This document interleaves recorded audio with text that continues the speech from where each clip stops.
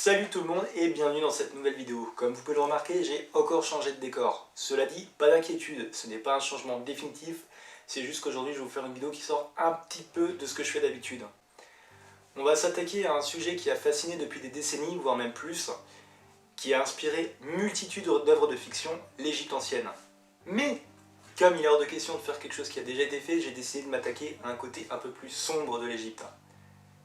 Et pour ce faire, à vidéo exceptionnelle, invité exceptionnel, que je vais faire apparaître grâce à la magie du montage. Yann, merci d'être là pour cette vidéo. Bonjour Joe, merci de m'accueillir. Bah écoute, merci à toi. Comme je le disais en introduction, l'Égypte fascine depuis des années. Et au final, on sait pas grand chose. Ou plutôt, on croit savoir des choses. C'est tout à fait vrai Joe. Quand on dit qu'on pense savoir des choses, c'est qu'on se réfère toujours à ce qui est écrit dans les livres d'histoire, dans les petits fascicules comme ce que je suis en train de feuilleter ici.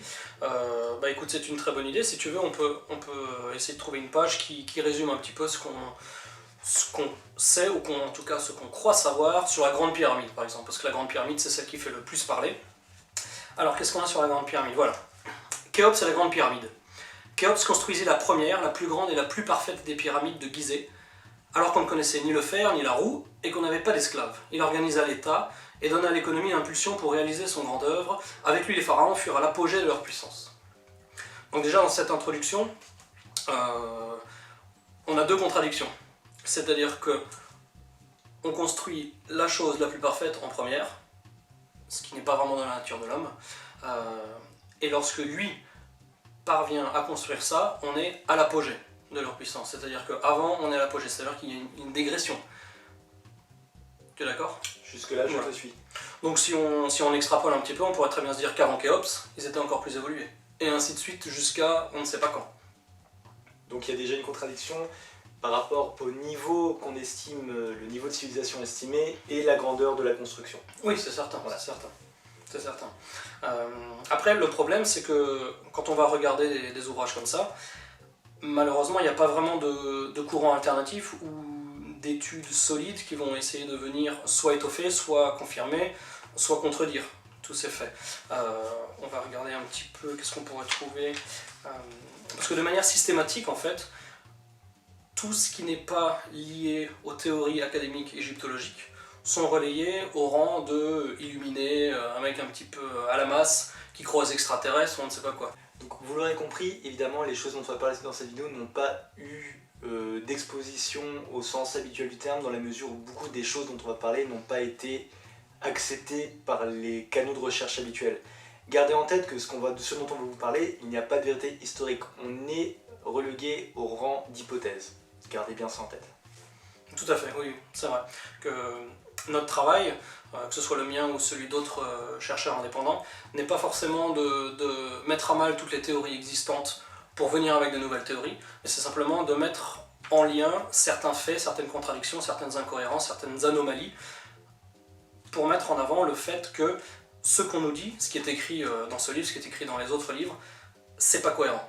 C'est pas cohérent, c'est pas logique, et des fois c'est tout simplement pas possible. Le problème, c'est qu'il n'y a pas vraiment d'études scientifiques qui se plongent de manière alternative pour apporter une deuxième réponse. Parce que quand on va regarder tous les différents domaines scientifiques, que ce soit la biologie, je dis n'importe quoi, oui, la chimie, la physique, les sciences naturelles, il n'y a pas qu'un mouvement de pensée. Il y a énormément de gens qui travaillent sur différentes thèses, différentes approches, pour ensuite essayer de trouver les réponses qu'ils cherchent. Et ça, c'est malheureusement pas du tout applicable à l'égyptologie. Alors justement, tu nous dis qu'il y a plusieurs courants de pensée, alors comment tu expliques que finalement, ce qu'on nous apprenne à l'école, ou ce qu'on nous apprend dans les œuvres grand public, on va dire, soit tellement erroné, et pourquoi il y a ce manque d'intérêt justement pour les réelles questions que ça soulève? Alors, manque d'intérêt, je dirais pas qu'il y en a, parce qu'il y a énormément de gens à travers la planète, il y a des dizaines de milliers, si ce n'est plus, de personnes qui s'engagent au quotidien pour essayer de creuser, de découvrir le passé réel de notre civilisation, que ce soit à travers l'Égypte, mais aussi en faisant les liens avec l'île de Pâques, avec le Pérou, avec d'autres endroits à travers la planète. Par contre, la première partie de ta question, c'était pourquoi on ne s'intéresse pas autant à, entre guillemets, la vérité. Ça, c'est une très bonne question. Moi je dirais que la première partie de réponse c'est l'arrogance et la suffisance de l'homme moderne, qu'avec avec nos téléphones on pense être à l'apogée de la connaissance et de l'évolution, et qu'on n'est absolument ni prêt psychologiquement ni capable en fait de l'accepter, de se dire qu'à une époque, quelle qu'elle soit, que ce soit il y a 3, 4, 5 ou peut-être 20 000 ans, il y avait un niveau d'avancement d'une civilisation, avancement dans son acceptation la plus large possible, hein. Ça veut pas dire technologique, ça veut pas dire spirituel, ça peut dire tout, ça peut dire rien, mais en tout cas que l'homme d'aujourd'hui ne soit pas l'apogée de l'évolution de la race humaine. D'accord, donc pour reformuler pour ceux qui nous regardent et qui pourraient être peut-être un peu perdus, ce que tu veux dire c'est qu'au final, le gros souci est que l'homme pense être au sommet de la chaîne alimentaire et de la chaîne de l'évolution. Ah oui, ça c'est certain. D'accord. Et sur notre site internet, dont tu pourras mettre le lien. Le lien apparaîtra ici. En post-production. Nous avons publié les 2 premières parties d'une interview qu'on a faite avec une ancienne archéologue qui était spécialisée en égyptologie, qui nous disait très clairement qu'en fait, à partir du moment où nos recherches sont là pour appuyer, soutenir les théories déjà mises en place, il n'y a aucun problème, tous les crédits, tous les appuis, toutes les subventions sont donnés. Par contre, à partir du moment où on veut un petit peu remettre en cause, que ce soit en termes de construction, en termes de datation, là, c'est impossible. On va donc s'éloigner un peu du côté conflit entre entre ce qui est réel, ce qui ne l'est pas et les débats que ça peut emmener pour se concentrer plus sur des faits. Donc tu nous disais notamment qu'au niveau des dates, il y avait des choses qui n'étaient pas justes. Alors, elles ne sont pas justes, pas de manière scientifique. On ne peut pas dire que la grande pyramide, que le plateau de Gizeh de manière générale était construit grosso modo aux alentours, c'est ce qui est écrit dans les livres, à 2500 ans avant Jésus-Christ, avec d'abord la première et la plus parfaite, comme ils le disent, la pyramide de Khéops, ensuite son fils Képhren, ensuite son petit-fils Mykérinos. Et on réduit à chaque fois la taille et la magnitude de l'accomplissement. C'est pas forcément ça. Ce qu'il faut comprendre en fait en termes de datation, c'est qu'on ne peut pas être sûr de la datation. Là, comment est-ce qu'on date une pyramide, comment est-ce qu'on date n'importe quel site? Souvent ça va être au carbone 14. Le carbone 14, il peut être analysé uniquement sur des matières organiques. Si tu veux, je peux faire un petit parallèle pour montrer un petit peu l'incohérence de la démarche en fait. Admettons que, donc là on est à peu près en l'an 2000, notre civilisation continue jusqu'à l'an 5000. En l'an 5000, il y a toujours des jeunes qui vont le dimanche sur le champ de Mars à Paris pour faire un petit pique-nique. La civilisation continue son cours, et en l'an 10 000, quelles qu'en soient les raisons, on peut imaginer qu'il n'y a plus vraiment de civilisation, en tout cas en France. Et les gens qui voient cette magnifique statue Eiffel, qui d'ici là en tout cas aura disparu, parce que de toute façon c'est du fer qui s'oxyde, en 1000 ans elle a totalement disparu, mais admettons que la tour Eiffel soit toujours là, les Parisiens entre guillemets, ou les archéologues qui vont aller sur le champ de Mars vont dire « Tiens, qu'est-ce que c'est que cette tour Eiffel? En quelle année ils l'ont construite ?» Ils vont fouiller, ils vont chercher, bon, ils trouvent pas grand chose. Par contre, ils trouvent des plastiques ou des petits bouts des matières organiques qui datent de nos petits pique-niques de l'an 5000. On est d'accord jusque-là? Jusque-là, on est d'accord. Super. Donc ils vont prendre tout ça, ils vont les emmener au labo, on teste, carbone 14, tout le bordel. Et, ah bah voilà, ça date de 5000 ans après Jésus-Christ. Bah donc maintenant, on sait en quelle année a été construite la tour Eiffel. Elle a été construite en 5000 ans, vu qu'on a trouvé des matières organiques.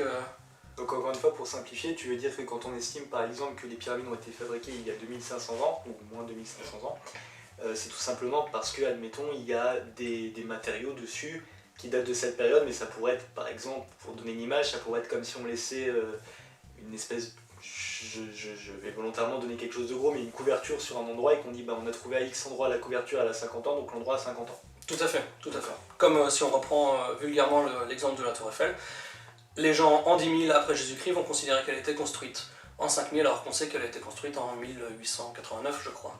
Bon, peu importe. Donc c'est pour montrer la première incohérence de la manière dont on date les sites. Après, la deuxième manière dont on date les sites, c'est sur base de hiéroglyphes, qui sont des symboles. Donc les symboles ont toujours vocation à être interprétés. Donc lorsqu'il y a interprétation, il y a perte d'objectivité. C'est-à-dire que si je te montre un symbole, toi tu vas l'interpréter d'une certaine manière, moi d'une autre. Et au-delà de toutes les incohérences qu'on peut trouver entre les théories égyptologiques et certaines réalités terrain qu'on voit, que ce soit sur le Sphinx ou d'autres sites en Égypte, au sein même de l'égyptologie, qui est le véhicule de la pensée unique immuable, au sein même de l'égyptologie académique et classique, on a différents mouvements de pensée qui analysent de manière différente les hiéroglyphes, qui sont, eux, la manière dont on va aussi dater ces sites. Donc quelle est la pertinence, quelle est la légitimité de ces datations? Alors tu dis que c'est une question de perception, mais à ce moment-là, comment expliques-tu que... Et du coup, on revient un peu sur la question qu'on posait plus tôt, mais étant donné que c'est une question de perception, comment tu expliques que finalement, tant de personnes s'accordent à dire c'est comme ça et pas autrement, alors que justement, à la base, la perception ne sera pas la même selon les personnes? Parce que quand on va dire que Khéops a été construit par Khéops pour son tombeau en 2500 avant Jésus-Christ, c'est que la plus grande partie des égyptologues se sont accordés, il y a un consensus là-dessus tout simplement. Mais ça n'empêche pas qu'au sein même de l'égyptologie académique, il y a d'autres personnes qui vont dire « oui, mais on n'est pas si sûr ». Et c'est vrai qu'en termes de datation, tout ce qu'on pense savoir aujourd'hui, ça émane avant tout des textes d'Hérodote. Hérodote, c'est 600 avant Jésus-Christ, c'est-à-dire grosso modo 2000 ans après la supposée construction des pyramides. On est d'accord? D'accord. C'est un petit peu comme si aujourd'hui, quelqu'un se réveille et écrit la vie de Jésus. D'accord. Quelle est la légitimité de ce texte? Et pourtant, c'est les textes d'Hérodote qui émanent de prêtres égyptiens qui ont reçu leur enseignement encore d'autres civilisations et d'autres périodes de l'Égypte pharaonique ou même pré-dynastique. Un petit peu technique, mais regardez sur Wikipédia, ça vous intéressera. Donc tout ça pour dire que, à travers l'histoire, à travers les centaines, à travers les milliers d'années, il y a forcément une perte d'information, de qualité et de pertinence de l'information qui est transmise de manière orale, et pourtant c'est vraiment le fondement de toutes les théories de l'égyptologie. Et ces théories, elles ont été, on va dire, combinées un petit peu avec les premières expéditions qui étaient faites par Napoléon. Et en Hérodote plus Napoléon, donc on était à l'époque évidemment une connaissance technique, explication, enfin réflexion astronomique aussi, tout ce que tu veux, qui n'était pas du niveau de ce qu'on a aujourd'hui.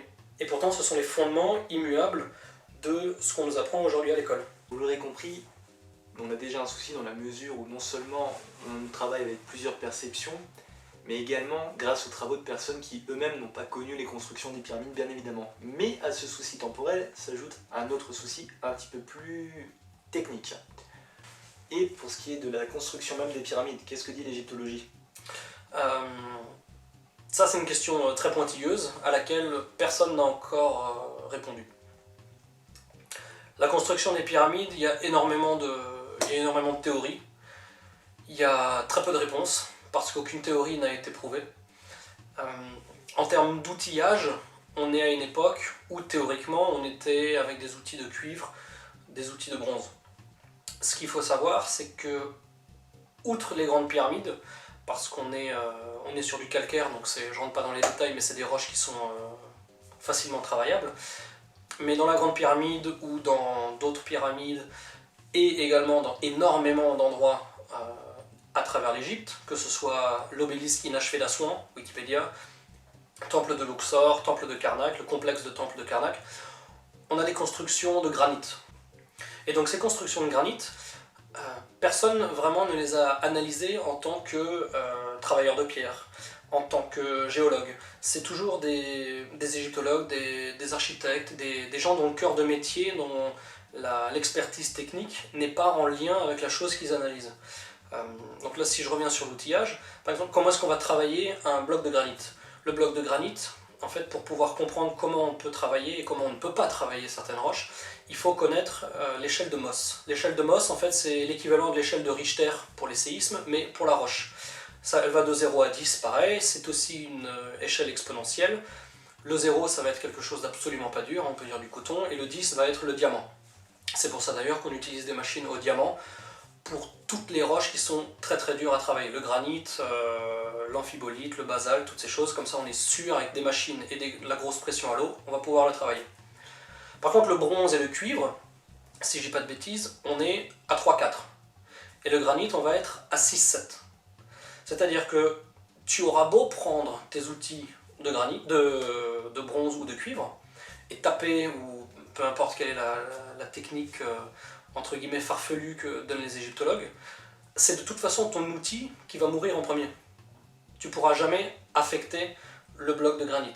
Alors il y a certaines techniques, je balance un petit peu la chose, hein, enfin je contrebalance, pardon.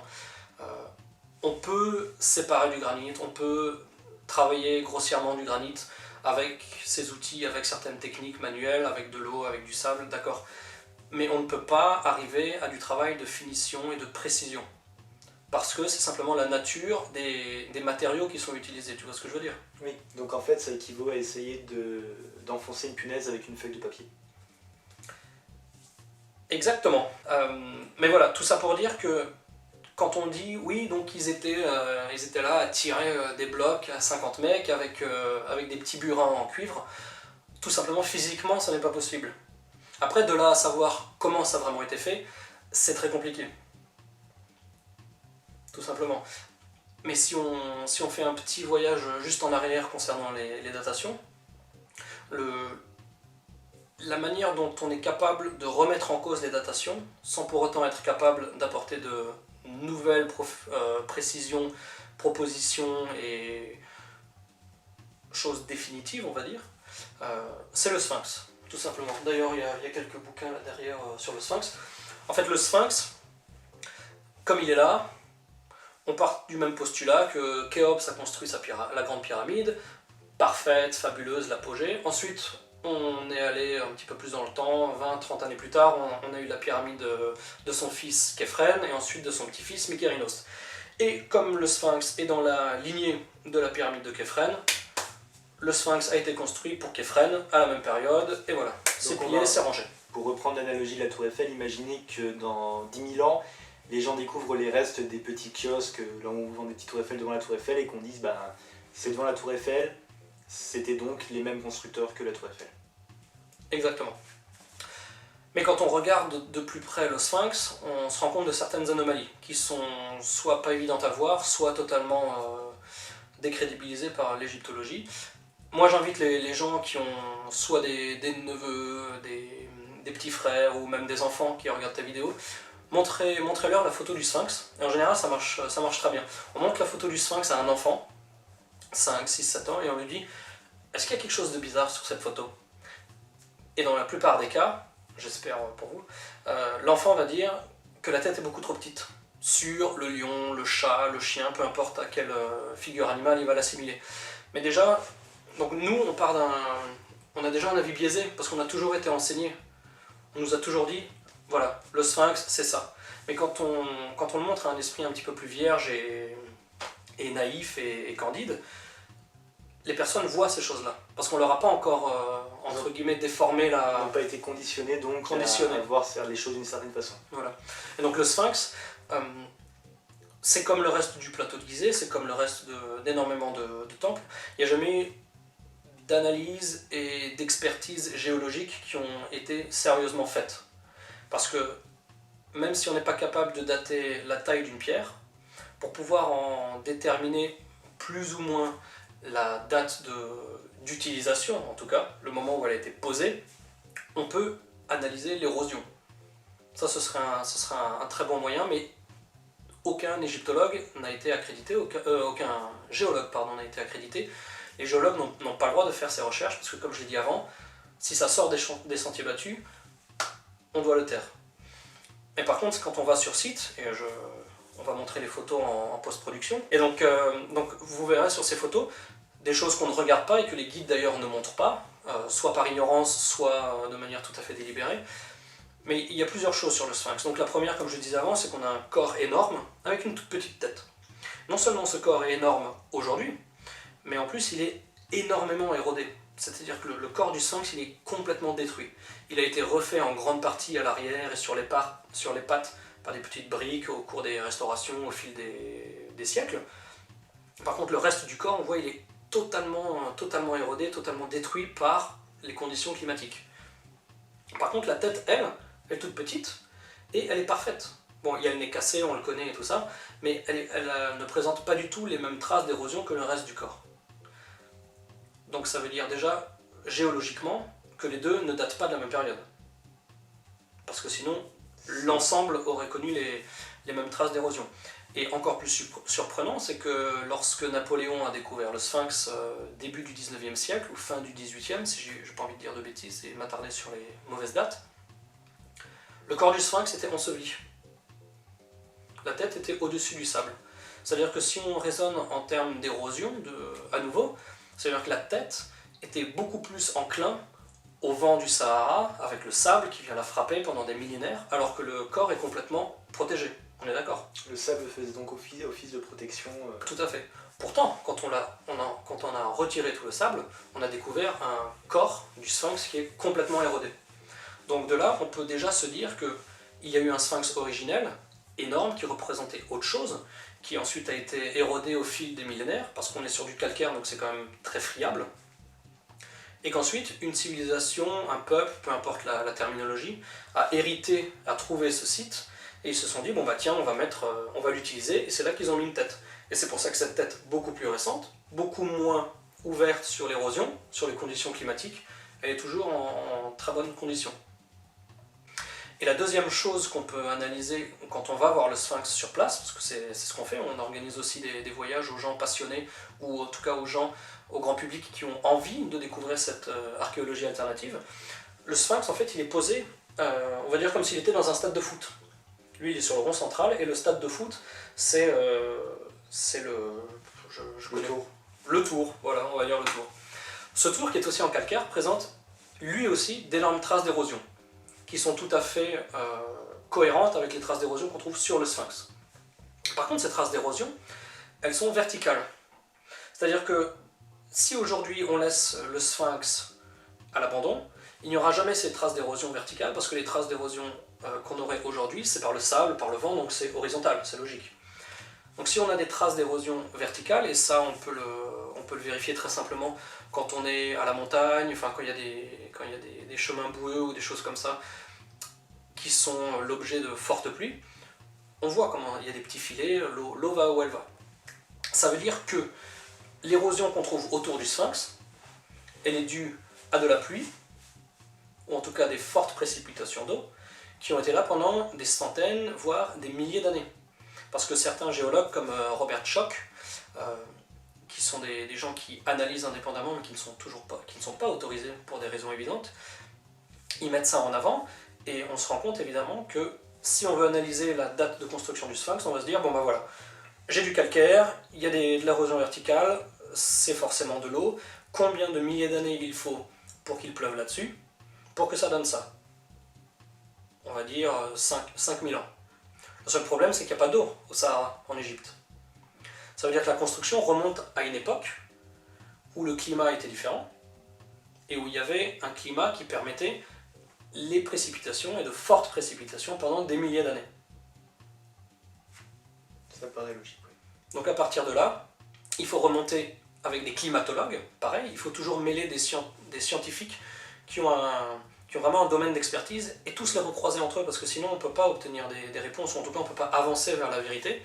Donc là, à ce moment-là, il faut voir avec des climatologues, et leur demander quand est-ce qu'en Égypte, on sait qu'il y avait un climat tempéré, ou en tout cas qui permettait les précipitations. Et les réponses à ça amènent à ce qu'on appelle l'époque antédiluvienne, donc avant la fin de la dernière ère glaciaire, qui se situe à peu près à il y a 11 700 ans. Et donc, pour en revenir à ce que tu disais avant, sans être capable de dire c'est pas 2500, c'est 4000 avant Jésus-Christ, ou c'est moins 30 000, en tout cas il faut faire un travail honnête, intellectuel, avec les bonnes personnes, qui ne sont jamais sollicitées pour ces analyses-là, qui ensuite vont nous permettre de dire c'est pas 2500, parce que c'est pas possible, car l'érosion. Et les climatologues vont dire bon, on ne sait pas quand ça a été fait, mais en tout cas ça date au moins d'il y a à peu près 10 000 ans. Voilà. Et de là, je veux dire, les évidences sont là, hein. Tu montreras les photos. Nous, quand on organise des voyages et qu'on va sur place, on le montre aux gens, et les gens sont subjugués, parce qu'ils disent mais personne n'en a jamais parlé, on voit jamais ça dans les livres, tu vois ce que je veux dire? Donc c'est... et cette malhonnêteté intellectuelle, entre guillemets, ou désinformation, peu importe comment on peut l'appeler, elle est applicable à strictement tous les sites qu'on va voir en Égypte ancienne, et aussi à travers le monde, que ce soit en Amérique du Sud, l'île de Pâques comme je l'ai mentionné, l'Indonésie aussi qu'on va visiter et explorer cette année, parce qu'on y trouve des énormes statues presque similaires à celles de l'île de Pâques, presque similaires à d'autres qu'on retrouve en Turquie. Donc toutes ces choses, il faut les appréhender, les comprendre dans leur globalité, et essayer de voir quelles sont les similitudes, quels sont les schémas qu'on retrouve, les schémas temporels, les schémas climatiques, les incohérences, les anomalies aussi, de construction, technique, technologique, d'outillage, de climat. Mais tout ça, sans faire ce travail, on ne pourra jamais dire que, voilà, 2500 ans à l'apogée. Je ne dis pas qu'ils sont débiles, je dis simplement que pour pouvoir faire preuve d'honnêteté intellectuelle, comme je le disais, et transmettre cette connaissance à toute la planète, et tout ce que vous, en tout cas, vous considérez comme acquis, il faut faire un travail qui n'est pas fait, tout simplement. Donc tu nous parlais du sphinx qui a Gizeh, mais est-ce qu'il n'y a que Gizeh qui est concerné, ou est-ce que c'est quelque chose, ce manque de connaissances et du coup ces cachotteries, on va dire, de l'égyptologie se répercutent sur le reste de l'Égypte? Oui. Ce qu'on retrouve à Gizeh, je dirais, manque de travail scientifique qui est fait pour essayer de se rapprocher de la vérité, il est applicable non seulement à Gizeh, mais sur tout le reste de l'Égypte. Par exemple, je pense que tous les gens qui nous regardent, et peut-être toi aussi, pensent que, comme c'est écrit dans les livres, les 3 pyramides sont des tombeaux. C'est ce qu'on nous a appris, et information encore une fois qui est beaucoup relayée par les œuvres de fiction qui s'en sont beaucoup servies. C'est vrai. Le premier problème, c'est que, là je rentre pas dans les détails architecturaux, s'il y a des gens qui ont envie de voir un petit peu plus de détails, peut-être qu'on sera amené à faire une autre vidéo, mais on n'a jamais retrouvé aucun corps dans les pyramides. On a retrouvé des corps aux abords des pyramides, dans d'autres tombeaux qu'on appelle des mastabas, donc là aucun problème, on les a retrouvés, ce sont des mastabas, et de nouveau on s'est dit, bon bah du coup, voilà, les pyramides sont aussi des tombeaux. De nouveau, il n'y a pas de travail empirique, il n'y a pas de travail scientifique, et c'est uniquement de la déduction un petit peu hasardeuse pour donner une réponse à des questions qui dérangent, et en tout cas pour lesquelles on ne peut pas trouver de réelle réponse. Et comme tu le demandais avant, ça c'est pas que les 3 pyramides, le sphinx, c'est les temples de Luxor, c'est Saqqara, bon je donne des termes, peu importe, Saqqara, Dashur, tous les temples à Luxor, la vallée des rois. On retrouve ça aussi à Assouan, où ça c'est la chose la plus probante des gens qui voyagent avec nous. On a une obélisque qui fait 42 mètres de long, qui pèse 1200 tonnes, et on est censé l'avoir faite avec des petites boules, en tapant dessus. J'ai essayé de taper dessus, au bout de 5 secondes, bon, peut-être pas 5, mais 15 secondes, j'ai arrêté parce que ça fait trop mal à la main. Donc de toute façon, on donne des explications sur des choses qui ne sont ni possibles, ni vérifiées, ni vérifiables. Donc en termes d'approche scientifique, parce que l'égyptologie se veut science, c'est comme tu dis, petite cachotterie, ou en tout cas le manque d'honnêteté intellectuelle et d'honnêteté scientifique, elle est extensible à toute l'Égypte. Et non seulement elle est extensible à toute l'Égypte, mais elle est aussi extensible à l'ensemble de la planète. On connaît l'île de Pâques, qui est aussi un site mystérieux, qui soulève énormément de questions, qui génère énormément de fascination. On n'a pas plus de réponses sur l'île de Pâques qu'en Égypte. Par contre, on a... Qu'est-ce que j'ai dit? On n'a pas de réponse? On n'a pas plus. On n'a pas plus de réponses exactement sur l'île de Pâques que sur Gizeh. Par contre, on a des livres qui sont pleins de théories qui sont enseignées, et on nous dit, bon bah voilà, les mecs ils sont allés dans une carrière, ils ont taillé des moailles, c'est le nom des statues de l'île de Pâques, et ils les ont transportées sur 15 km à travers la montagne, comme ça. Voilà. Mais on ne dit pas comment, on ne dit pas... Parce qu'aujourd'hui on ne pourrait pas le faire. Il nous faudra des machines, il nous faudra des camions, tout ça. Donc, quand tu dis qu'on ne peut pas le faire, on s'entend si on ne peut pas le faire avec les moyens qu'on pense qu'ils ont utilisés à l'époque. Qu'on pense qu'ils avaient utilisé à l'époque, voilà. Parce qu'on part toujours du postulat qu'aujourd'hui on est, comme on le disait au tout début, à l'apogée de l'évolution, et c'est impossible, inconcevable qu'à une époque disparue, parce qu'on se rappelle quand même qu'il y a des centaines et des milliers d'espèces d'animaux qui ont disparu à la fin de l'ère glaciaire, qui correspond aussi avec ce que disent les climatologues en termes de construction du sphinx. Donc, on refuse de se dire que peut-être il y a 20 000 ans, il y avait une civilisation avancée qui a disparu par un changement climatique, peut-être un cataclysme qu'on retrouve dans toutes les croyances, que ce soit par le feu ou par le déluge. Mais ça c'est un autre sujet qu'on pourra développer aussi dans une autre vidéo. N'hésitez pas à lui dire si vous avez envie d'en connaître un peu plus. Mais voilà, l'île de Pâques, aussi l'Amérique du Sud, avec Cusco, les lignes de Nazca, tous ces termes qui vous semblent un petit peu bizarres, vous pouvez les chercher sur Wikipédia, vous verrez. Peut-être que tu pourras les écrire pour que les gens voient comment chercher. Donc Cusco, le Machu Picchu, les lignes de Nazca, les géoglyphes, le chandelier de Paracas, les crânes allongés de Paracas aussi, qui sont une très grande énigme et qui méritent aussi toute leur émission. Alors j'en profite, n'hésitez pas si vous avez des termes justement dont vous voulez entendre parler, dont vous voulez qu'on parle dans les prochaines vidéos, n'hésitez pas, les commentaires, les messages privés éventuellement, il n'y a pas de souci, on en parlera, c'est un sujet qui est très intéressant. Tout à fait. Et en Amérique du Sud, on retrouve des mêmes anomalies qu'on retrouve en Égypte, qu'on retrouve aussi en Turquie, qu'on retrouve ailleurs dans le monde. Et pourtant, il y a, comme je disais avant, rien n'est approché de manière globale. Parce qu'on se dit que bon, l'égyptologie, c'est l'égyptologie. Mais il y a des sites, il faut savoir, en Égypte, qui montrent des représentations de coiffes mayas. Moi, j'en sais pas plus, mais les choses sont là. Elles existent, elles ne sont pas montrées, mais elles sont là. Il y a des sites qui sont fermés en Égypte où il y a des trous dans le granit qu'aujourd'hui on est uniquement capable de faire avec des machines très puissantes, et même certains trous, on n'est pas capable de les faire aujourd'hui avec nos machines. Il y a des sites en Amérique du Sud qui représentent des anomalies qui sont 100% identiques à des choses qu'on voit sur une des pyramides de Gizeh. Donc, toutes ces choses font que quand on analyse Gizeh, quand on analyse l'Égypte, on ne peut pas le faire sans analyser l'Amérique du Sud, ou sans en tout cas analyser aussi l'île de Pâques, ou l'Indonésie, là où on va aller cette année.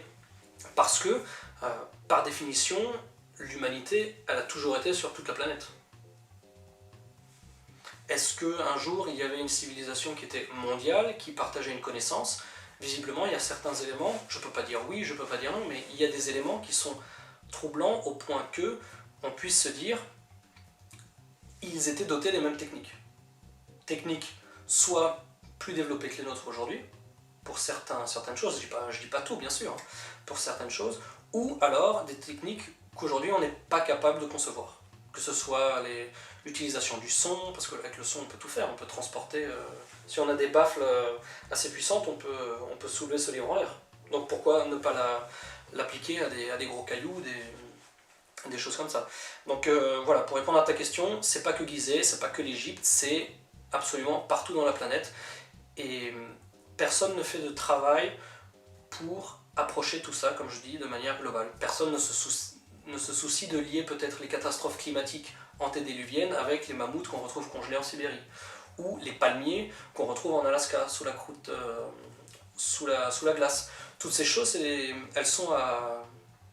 Même si elles n'apportent pas de réponse, c'est des choses qui doivent être considérées et analysées dans un même paquet, parce que c'est comme ça, c'est uniquement comme ça qu'on va pouvoir faire ce que font les archéologues académiques, on va dire, c'est des regroupements. On recoupe ce qu'on trouve en Amérique du Sud, on recoupe ce qu'on trouve à Gizeh, avec ce qu'on retrouve peut-être en Indonésie ou au Cambodge, ou d'autres endroits à travers la planète, et c'est là qu'on peut tirer des conclusions. Le seul problème, c'est que quand bien même on serait amené à tirer des conclusions en disant, voilà, au Pérou et sur une pyramide, on trouve ces mêmes choses, maintenant on a découvert comment ils l'ont fait, parce que jusqu'à aujourd'hui on ne le sait toujours pas, mais imaginons qu'un jour on va se dire, ces deux civilisations, on sait comment ils ont fait ça, jamais de la vie, à cause de malheureusement l'arrogance et la suffisance de l'homme moderne d'aujourd'hui, on pourra accepter le fait que c'était une civilisation globale. Parce qu'aujourd'hui, si tout était si facile, il y aurait les mêmes développements technologiques à travers la planète. Comme vous l'avez remarqué, beaucoup de questions restent sans réponse. On a des débuts de données, mais malheureusement les recherches sont relativement bloquées pour diverses raisons. Quant à cette vidéo, c'était avant tout une mise en bouche. Si vous avez d'autres questions ou vous voulez qu'on soit plus précis sur certains sujets, n'hésitez pas encore une fois de plus à nous donner dans les commentaires et on se fera un plaisir, ou tout du moins Yann ici présent se fera un plaisir d'y répondre. Yann, je te remercie d'avoir bien voulu répondre à ces quelques questions et puis je pense qu'on se reverra très bientôt, surtout si le public de la chaîne le veut.